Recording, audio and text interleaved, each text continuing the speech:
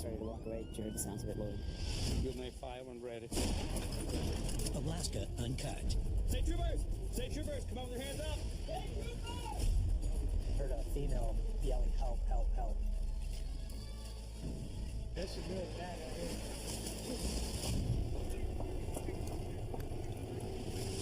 He's barricaded himself. He's armed himself with a rifle. Come on out, man. Need to talk to you. Let me see your hand. Let me see your hand.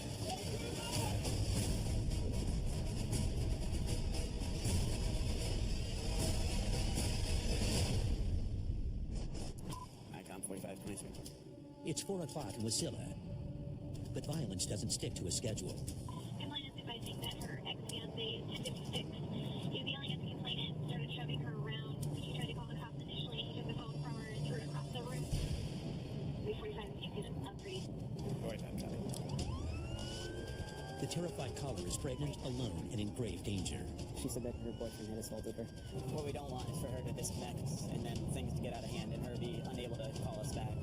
Alaska's domestic violence rate is twice the national average. Throw into the mix Alaska having one of the highest rates of gun deaths in the nation, and Noel doesn't have a second to lose. We're about 40 miles away. Gotta hurry up and get there. 20 miles out, the situation turns desperate. Complainant is advising that he has a large rifle. He's closed the doors, rambling that he's going to shoot her. The male is now threatening to shoot her. He said he's going to get his gun and kill her. She started to walk away. She heard the sounds of it loading.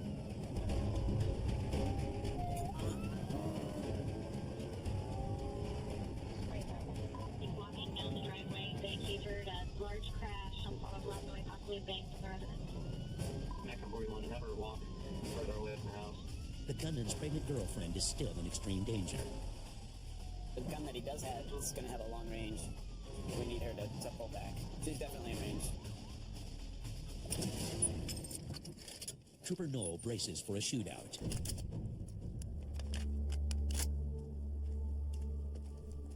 And since 30% of assaults on law officers occur during disturbance calls, the odds are against him. Suddenly, shots ring out in the distance. They may be too late.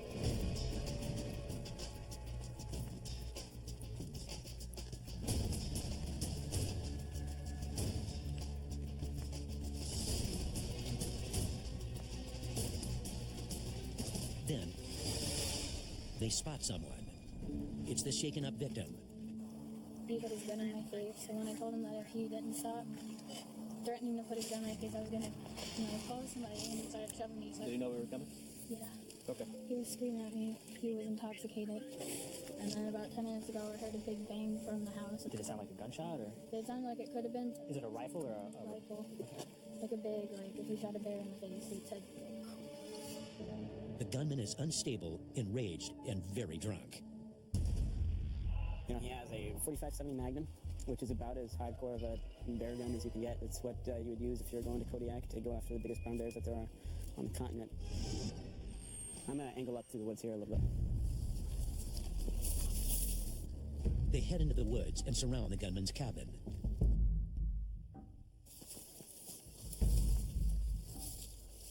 They don't know if he's still inside or if he has the troopers in his sights.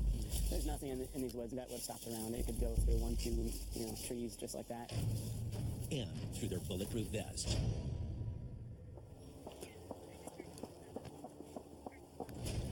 More gunfire. Troopers must end this before he kills someone. 1745, I've got eyes on the front door. Troopers Hess and Viator try to make contact. Alaska State Troopers, can you come outside and talk to us? State Troopers! Come on out, man. We need to talk to you. No answer. State Troopers! Come out! At this point, he's barricaded himself. He's armed himself with a rifle. We know he's in there. We hear him moving around. We've tried to call him out multiple times on phone and just calling to him, and he's not coming out. Noel digs in for a deadly standoff. I don't like that skylight. There's a glare off of it. I don't know if you can access it or not, but if you can, I can't see him. You don't know how it's going to transpire. You don't know what is going to happen from each moment to the next. You know, any moment he could come out that door with a gun. Definitely gets the heart pumping. Suddenly, the front door swings open. Hey, Trooper! Take me to your hand!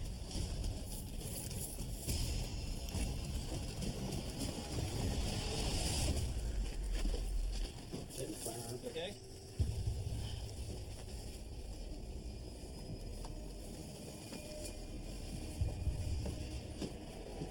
I think he's drunk. So drunk, he can't even stand up. Hey, you okay, buddy?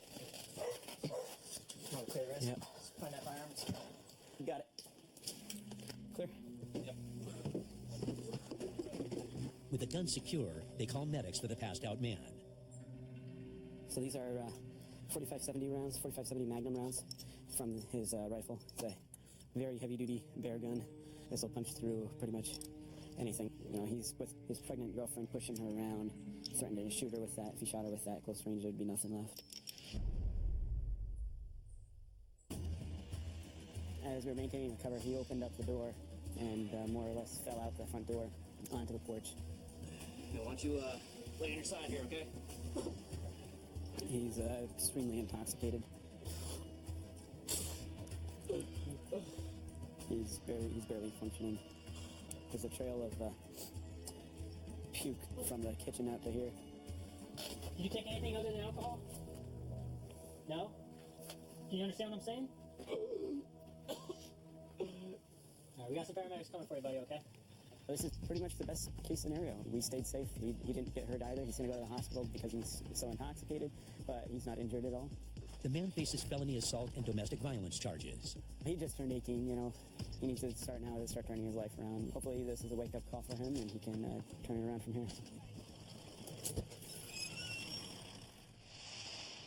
100 miles south, in the coastal town of Seward, time's running out for a missing hiker on Mount Marathon. I got called to search and rescue. A 66-year-old male went up over the top. Last seen about 6 p.m.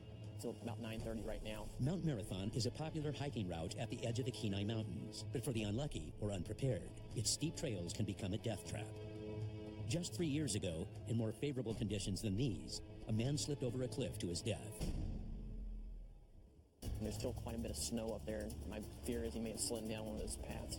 The narrow paths cling to the side of steep rock faces, leaving no room for error. This is this man's first time running this mountain. Got a helo on standby. We're going to have a spotter go up with him and see if they can find him. We do have a last visual of him at the top of the mountain. These two cliff areas, this is a 300-foot drop right here, and this backside is fishes. The troopers can't waste a second. Night falls less than an hour away, and when the sun goes down, the temperature will plummet to 40 degrees. We got about 40 minutes or so of daylight. We're going to start pulling people off. Okay. It's too dangerous for you guys to be up there at night.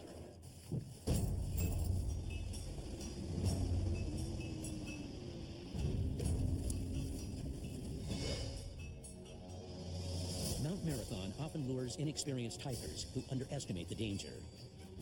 It's a mistake some don't get to make twice. So troopers send experienced hiker David Loring up the treacherous mountainside. I have knowledge of this mountain, and if we have any search and rescues on this mountain, I'm the one that's supposed to respond to it.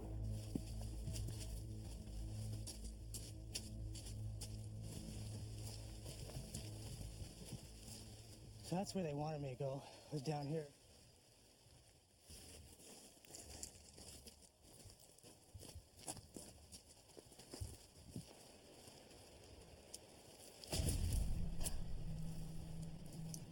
What was a trail earlier today is now a river of mud. And one wrong step can mean a deadly 30-story drop.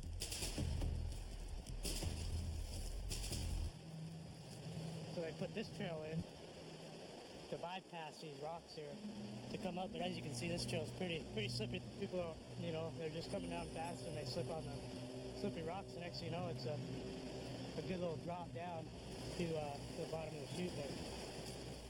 As the darkness and cold grows, Trooper Loring's optimism fades. Clearly, the higher you go, the colder it gets.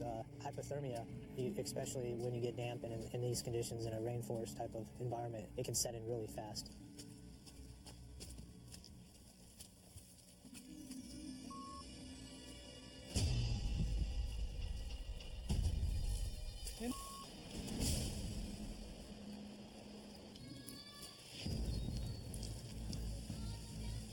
A cry for help.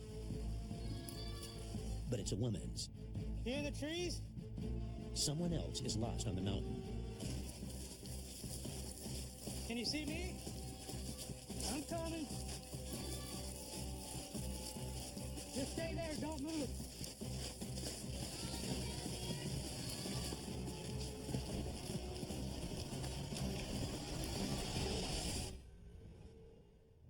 You want to cut up or anything? What's that? It's not the 66-year-old man he originally set out to find. Pretty cold? Yeah. Is there like down there? Is there like anywhere I could go in? Yeah, we'll get you help. She had a pair of running pants on. They were ripped. I did see a little bit of blood.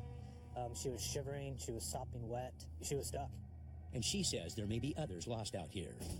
Her brother and cousin were with her, none of them equipped for the dangerous hike.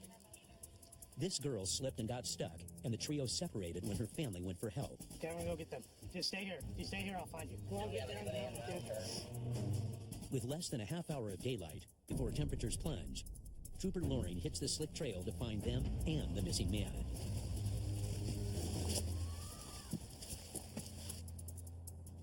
He radios his position to base camp. And I'm gonna get these other two and then bring all three over there. Timber.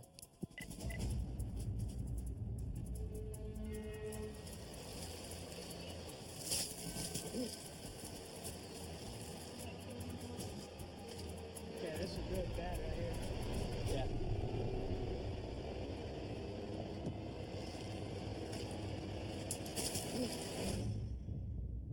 $21.42. $21.42. 42.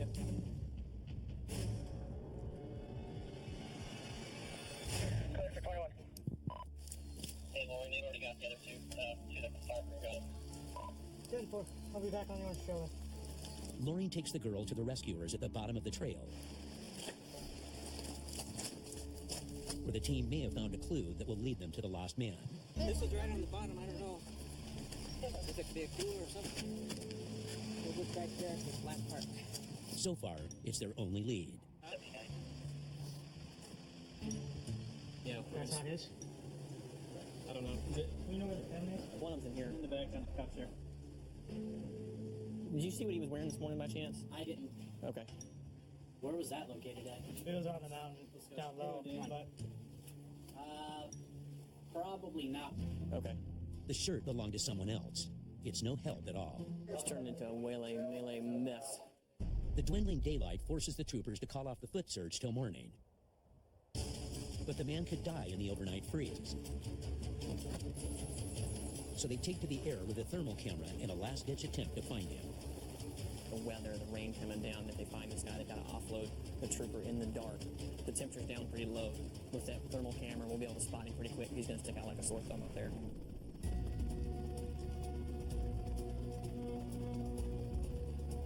After scanning the hillside for several tense hours, the helicopter abruptly lands on the mountaintop. Landing could mean a couple of different things. They could be having trouble with the helicopter, or they could have found the subject. They could be trying to get down to him. Okay, so no contact with him right now.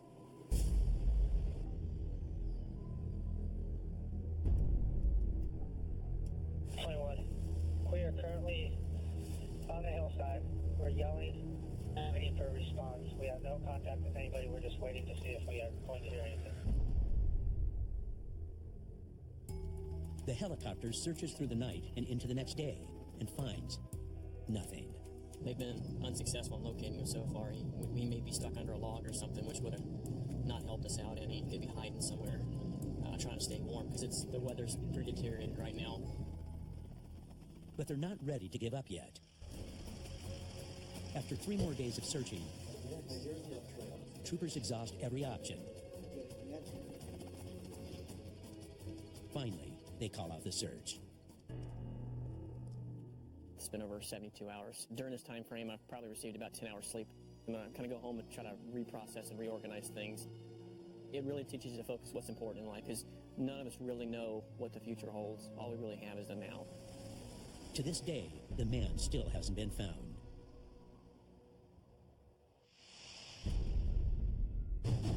Back north in the Matsu Valley. Trooper Jared Knoll is on a different sort of manhunt. This vehicle pulled out a 9mm pointed at the driver. Lost connection with him. We're going to a road rage incident. Had a passenger of a vehicle threw an object at another car. When the complainant pulled up to confront him, the passenger of the vehicle pulled a 9mm. He pointed it at the complainant. It's estimated aggressive driving causes 2/3 of all U.S. traffic fatalities, an alarming statistic in the Matsu Valley, where over 70% of citizens are armed. Apparently there is still one person left in the suspect vehicle, which is now circling the parking lot. And with a gun in the mix, Trooper Knoll fears this call may turn lethal. No one's on scene yet. It's imperative that we get there quickly. Could turn into a dangerous situation quite rapidly.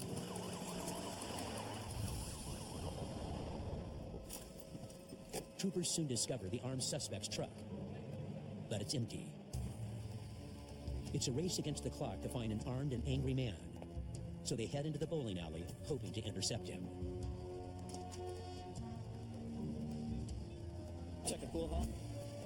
He could be hiding anywhere, just looking for any excuse to pick a fight.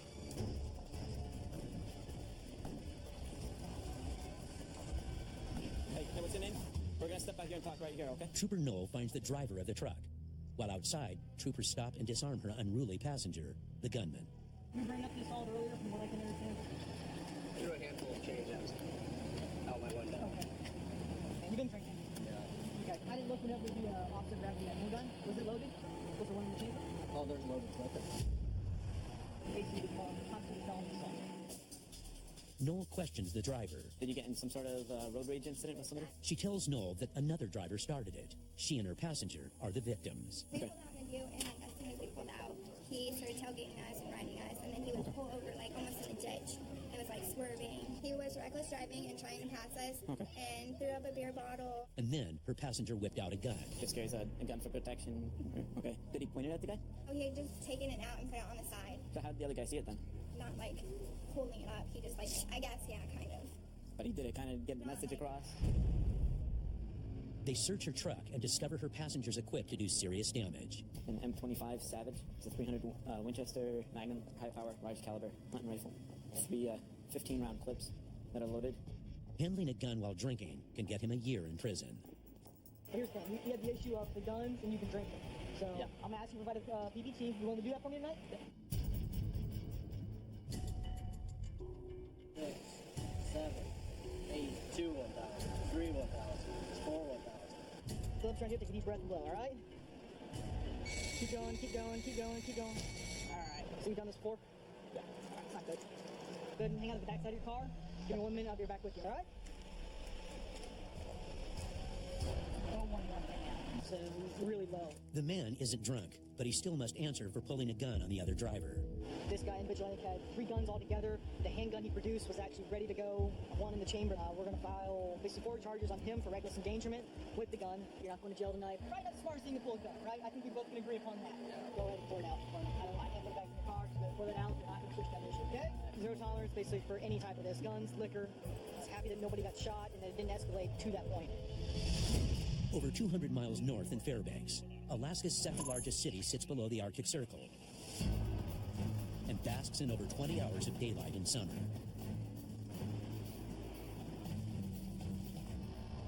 And with longer days comes a spike in crime. We have a fight at our hotel here in town. It sounds like a female's trying to jump off the balcony inside the lobby.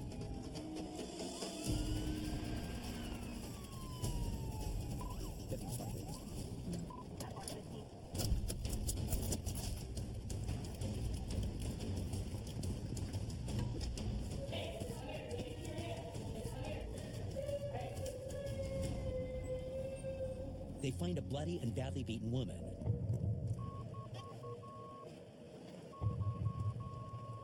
The woman's hysterical and may pose a threat to herself and troopers. They're forced to put her in cuffs. Looks like she got assaulted. She's got a black eye, her lips are all swollen. We came in, she was trying to roll over the banister on the 2nd story. And there's blood everywhere. On the 2nd story, and she keeps on spelling her first name. Meanwhile, Locke and other troopers head to her room to apprehend her attacker. State troopers, open the door. State troopers, open the door. We're coming in.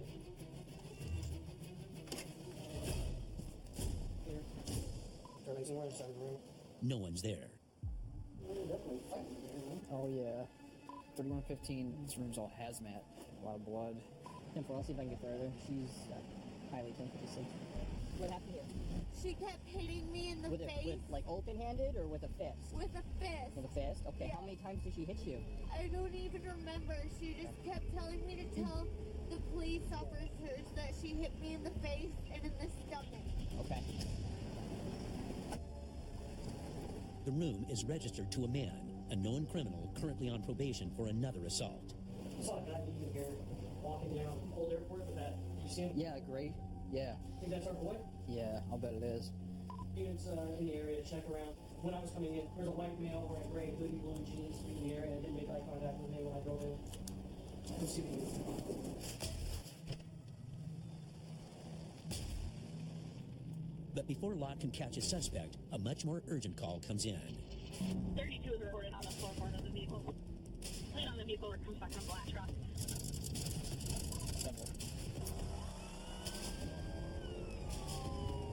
There's a guy supposedly passed out in a truck, possibly intoxicated with a gun on that's inside the truck. So who knows?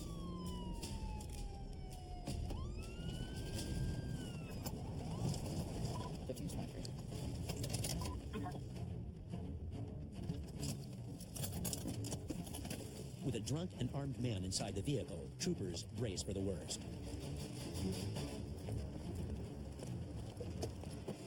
Hey, buddy. How's it going? Straight up. Huh? Why'd you have a gun on the floorboard? You did. I just secured it before I woke up. Yeah. I want you to wake up and actually grab it or something, buddy. Is it yours? 45? No, is it 45? Yeah. Good luck. Can you advise what's a 45? No, it's a 9mm. So do I have another gun in here I still need to be concerned about? Do you own a 45? Yeah. Is it in this vehicle? A quick search turns up 2 more weapons. Both were loaded. It's against the law in Alaska to possess a firearm and be under some kind of a controlled substance. So when was the last time you had somebody drink? It's been a while? So why are you sleeping here in the parking lot? Do you even know where you're at? Yeah. Wait till next week. All right, Trooper Lot's going to talk to you real quick. All right? Okay, but I'm going to ask you to step out of the vehicle, okay, just to make sure that you're all right to operate a vehicle, all right? There's nothing wrong with what I do right now. You're in the operator's position of this vehicle right now. With the keys in the ignition, we found you as is, okay? Having the keys in the ignition allows the troopers to charge the driver with DUI. I'm Make sure calling right now. you're calling who? 911. You didn't go anywhere. Oh, correct. Not since I've been here. Right. Okay. So you're gonna step out of the vehicle to do some sobriety test? I can get out. I can do this sobriety. All right. Step back here for me. Can you say your alphabet from E to P for me? E, F, M, P, H, I, J, K, L, M, P. Can you start over again? Sure, you can start over. E, Q, R, S, T, U, V, H, I, J, K, L, M. Okay. Okay. I want to ask you this. Are you going to keep doing these tests with me or not? I'm gonna do a whole spill sobriety. I know that. Yeah. So are we going to continue with these or no? I'm not driving nowhere. Are you going to keep doing these tests or not? Not for anybody's amusement. No. It's not for my amusement. All right, do me a favor, turn around for me. Okay, you're under arrest for DUI, all right? Yeah, I'm sitting in the parking lot, all right? That is correct. What told me here? I don't know. I found myself in a car in a parking lot. Later that night, as the sun sets over Fairbanks, The available units, 1019 for possible break-in in progress. Trooper Rich races to the aid of a frantic caller. The complainant is reporting she was inside her house when she heard somebody on the stairs. 4 teens are home alone. We're not too far away. The other closest units are coming from Poe, so we're ahead of them. Trooper Rich arrives first and faces an unknown situation without backup. 24 to 23.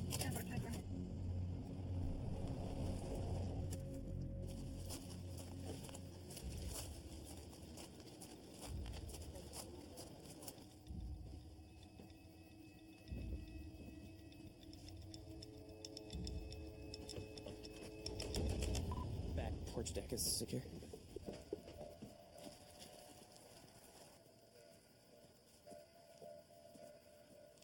He spots the intruder's possible entry point. She said this window. Yeah. With backup finally on scene, they head in, guns drawn.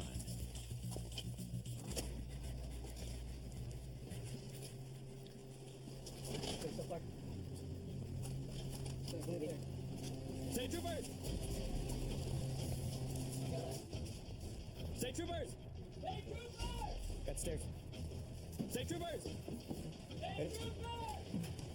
Cross base. Say troopers! Say troopers! Clear on the left, clear on the left. Hayes, you take this stairs on the long gun. We'll take this hallway. Hey, troopers! Get out with your hands up! Clear. Clear? They sweep practically the entire house. No sign of intruders or the frightened teens. Only one room left. Lock door. Open the door. If you're inside, talk to us now. It's the room with the open window. And if there's an intruder, this is where he'll be. Well, units working, I'm gonna go through the window.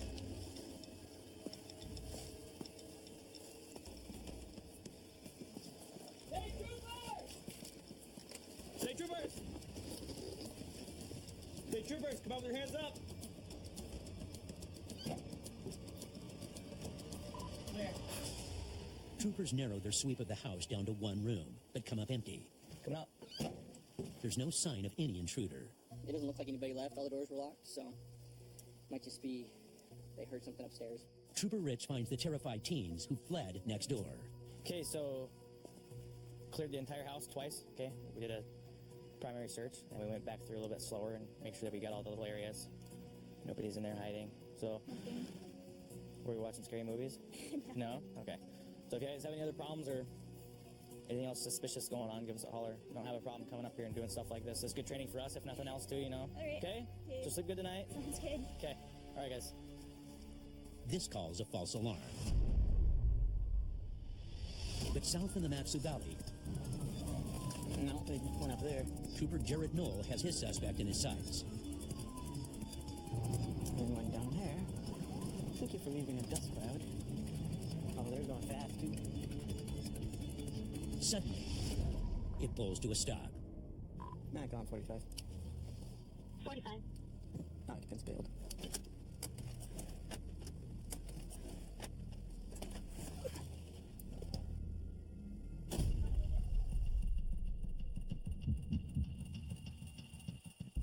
Hey, Knoll spots the suspect trying to hide in the forest. show me your hands. Show me your hands. Show me your hands now. Who else is with you, man? What's this? Who else is with you?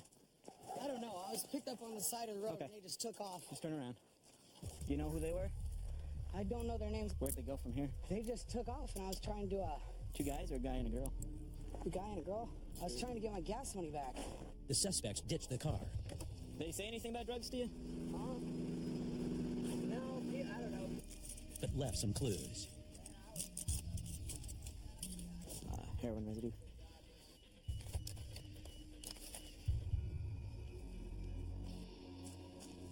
Found an envelope addressed to somebody in the vehicle. Let me see if it's perhaps the individual. The male was driving, the passenger was a female. I've got the passenger. The passenger was a hitchhiker. Just got picked up. Trooper Darby arrives, and he's picked up a passenger of his own. Possibly one of the guys who fled the car Knoll's been chasing. What's your name? My name's... Yeah. Why'd you run? Why did I run? Yeah, why'd you run from the car? I was walking up the road. I wasn't running from anyone's car. Looks a lot like him. Where'd you pick him up at? He was coming up Bogo Bluff up the hill, so if he drove off to the right, and he'd have been right there. This guy was sweating like he had just ran a marathon. I guarantee it's him. Yeah. Mike, here's the deal. There's heroin residue in there. Did you run just because you had the ID only, no driver's license? Or did you have drugs on you that you ditched? Either, I mean... I wasn't driving, man. Hey, well, we're beyond that. Alright, you can think All right. I'm driving, but I wasn't. Can you use these, please? This is No. ridiculous. No. If you were being cooperative, that'd be one thing, but you're not. What do you want me to tell you? Tell me the truth.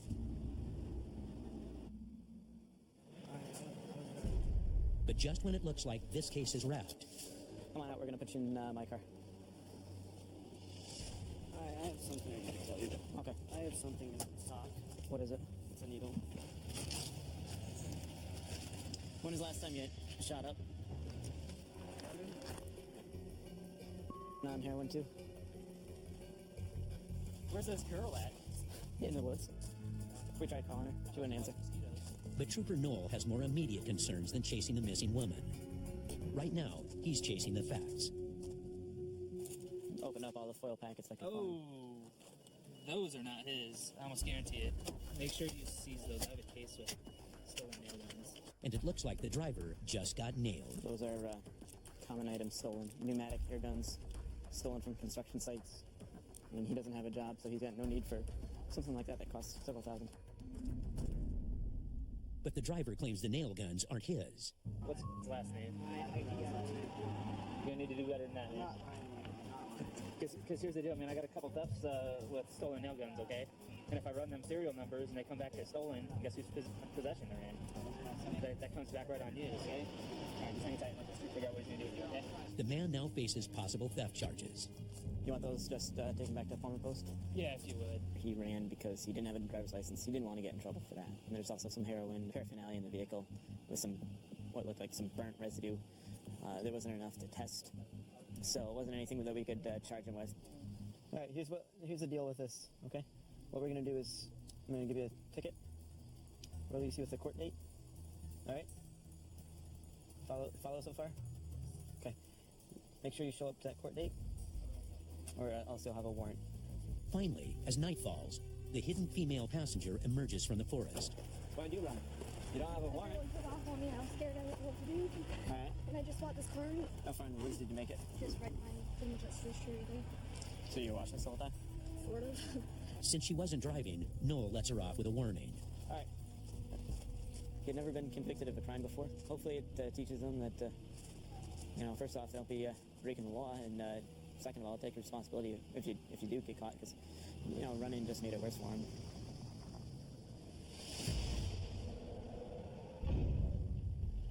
On the other hand, for folks running to find solitude, South Central Alaska fits the bill.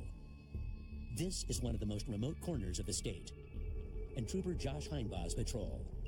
This is one of those areas where you really never know what's going to happen. This is pretty much in the middle of nowhere. And out here, he never knows who he'll run into. They're running into my car. Normally they don't run down the road like that, but that's a coyote. That explains it. I think they saved that caribou's life. Sometimes they'll travel in like real small packs, but most of the time they're by themselves. But the coyotes aren't the area's only loners. Out here, kind of end of the roaders. These people come out here to be alone. They don't want to be around any sort of organized government rules and having to obey laws. So I just, make it a point to have go-to people in each one of the communities. There's no backup for me. Right now we have one of the typical Alaskans, pretty independent, has pretty extensive firearm collection. One of his favorite things is a cannon that he shoots off fairly regularly. If I got sent out a call out at his place, I'd definitely be concerned. He's home.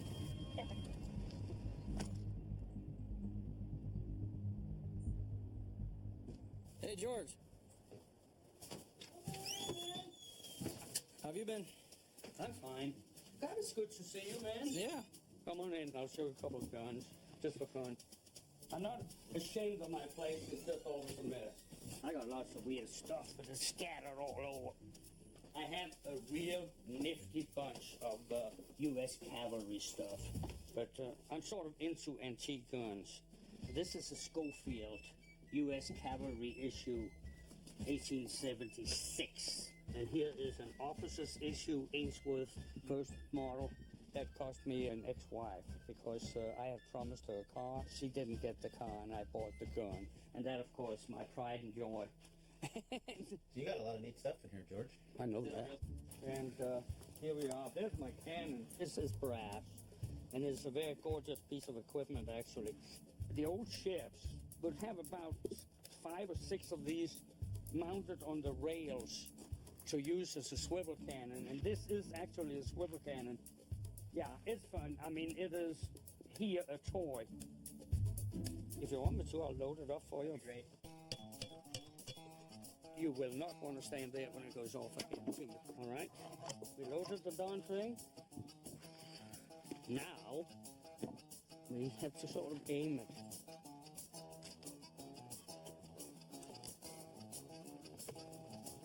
Well, it doesn't really matter if it hits the ground. It'll still bounce off that thing, and there's another wheel behind it. And of course, this is all completely legal in this part of the world. All right, somebody light it. It's going to be loud. You may fire when ready.